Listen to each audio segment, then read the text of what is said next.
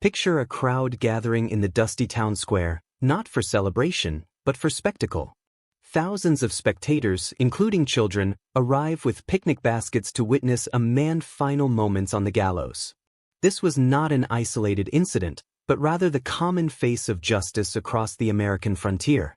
From the mid-1800s through the early 1900s, punishment in the Wild West was swift, public, and brutally effective. Where formal law struggled to take root in sprawling territories, communities developed their own methods of maintaining order, methods that would shock modern sensibilities.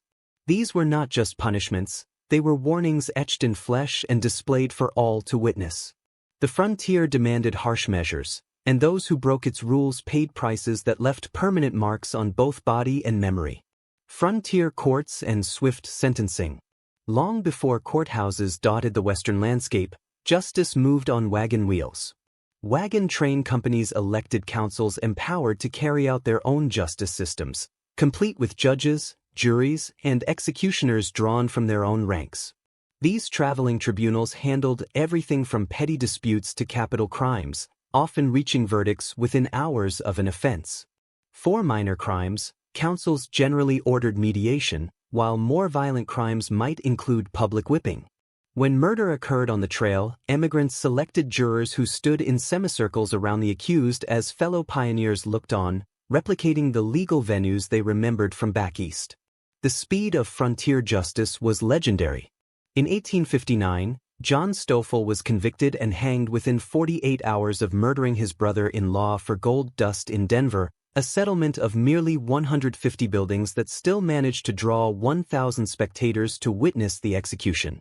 Territorial judges earned reputations based on their severity.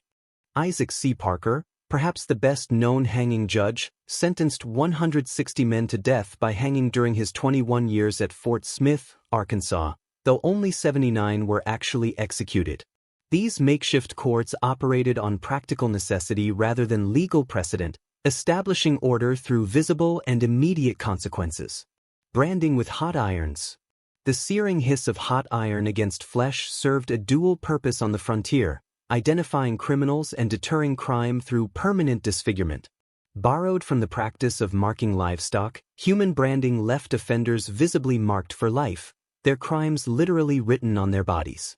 In 1790 at Jonesboro, Tennessee, John Wilson and Joseph Folsom, convicted of horse stealing, received their punishment on the pillory where they endured 39 lashes before their right cheeks were branded with the letter H and their left cheeks with the letter T. The letters served as permanent advertisements of their crimes, ensuring that no community they entered would remain ignorant of their past. Horse theft, a particularly serious offense in a society dependent on these animals for survival, regularly earned branding alongside other severe punishments. The practice extended beyond simple identification. In 1640, a Virginia court sentenced a runaway slave to be branded in the cheek with the letter R, while thieves might receive AT branded on their forehead or hand. Some frontier settlements applied the punishment for repeat offenders of lesser crimes, creating a visible record that followed criminals wherever they traveled. The psychological impact proved as powerful as the physical pain, as branded individuals found themselves rejected by communities and denied opportunities to rebuild their lives, the mark serving as both punishment and prophecy of continued ostracism. Public whippings for frontier crimes. The crack of a whip echoed through frontier settlements as one of the most common forms of corporal punishment. When English settlers arrived in the New World, they brought not only their religious and social customs but their varied forms of criminal punishment as well, and flogging proved adaptable to frontier conditions. Whipping posts stood prominently in town squares, often located near courthouses or on the common, serving as constant reminders of the consequences of lawbreaking. The instruments varied from simple leather whips to the notorious cat o' nine tails, a multi-thonged weapon that could leave backs rough with welts and covered in blood. In 1846, a Raleigh Register reader was repulsed after witnessing the humiliating flogging of two men where the 39 lashes they received left each man's skin rough with welts and covered with blood. The number 39 held particular significance, being one less than the biblical 40 stripes, a measure meant to prevent accidental death while still delivering severe punishment. Frontier communities employed flogging for a range of offenses, from public drunkenness and brawling to theft and assault. On wagon trains moving westward, more violent crimes might include public whipping as punishment, with the accused stripped and beaten before their traveling companions. The public nature of the punishment served multiple purposes. It humiliated the offender, satisfied community demands for justice, and provided a visceral warning to potential lawbreakers. Unlike branding or mutilation, whipping scars could sometimes be hidden, offering offenders a chance at redemption if they relocated, though the memory of public humiliation often proved as lasting as any physical mark. Legal hangings under territorial law. The scaffold stood as the ultimate symbol of frontier justice, where formal law met public spectacle.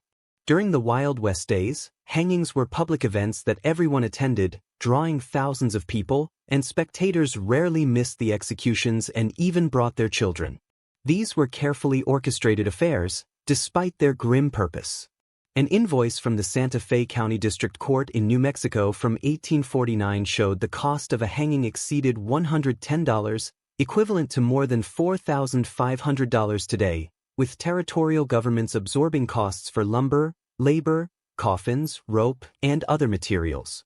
Professional executioners took pride in their work. George Mailden, known as the Prince of Hangmen, liked to have a rope that was 1.5 inches thick, soaked and air-dried before being tallowed or soaked to soften it, and over 2 decades he oversaw at least 60 executions. The process became increasingly refined, with formulas developing for clean hangings that placed the noose not on the left side of the prisoner's neck to render them unconscious quickly.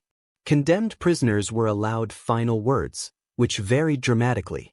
In 1850, one of the 5 Cayuse Native Americans hanged in the Oregon Territory asked whether missionaries had not taught them that Christ perished to save his people.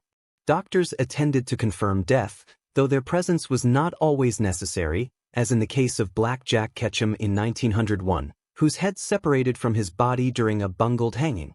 These legal executions, however theatrical, represented attempts to establish formal justice systems in territories transitioning from lawless frontier to organized society.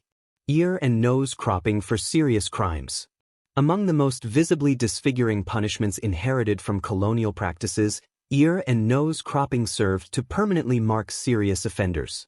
In various jurisdictions of the 13 colonies, even relatively minor crimes such as hog stealing were punishable by having one ears nailed to the pillory and slit loose, or even cropped. This brutal tradition continued into frontier settlements, where permanent disfigurement served both punitive and preventive purposes. The procedure varied in severity.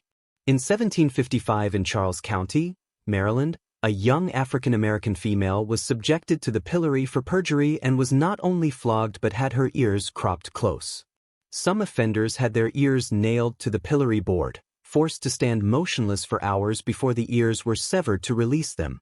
The punishment carried forward from earlier periods when in the Southwest Territory that would become Tennessee, frontier law under the 1780 Cumberland Compact saw Judge John McNary sentence Nashville first horse thief in 1793 to be fastened to a wooden stock for 1 hour, given 39 lashes, have his ears severed, and cheeks branded.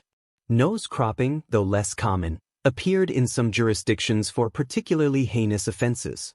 These mutilations ensured that criminals could never escape their past, as their disfigurement announced their crimes to every person they encountered, effectively creating a permanent social exile even after their sentence was complete. These punishments reveal a frontier society struggling to establish order in vast territories where traditional law enforcement barely existed. What modern eyes see as excessive cruelty, frontier communities viewed as necessary deterrents. The public nature of these penalties served practical purposes in scattered settlements where news traveled slowly and authority remained tenuous. Each branded cheek, each cropped ear, each body swinging from the gallows carried a message that required no written law to understand. As territories matured into states and formal justice systems took root, these brutal practices gradually faded, replaced by imprisonment and less visible forms of punishment. Yet their legacy persists in our collective memory of the Wild West, reminding us that civilization veneer proved thin indeed on the American frontier, where survival often demanded a terrible price from those who challenged the fragile social order.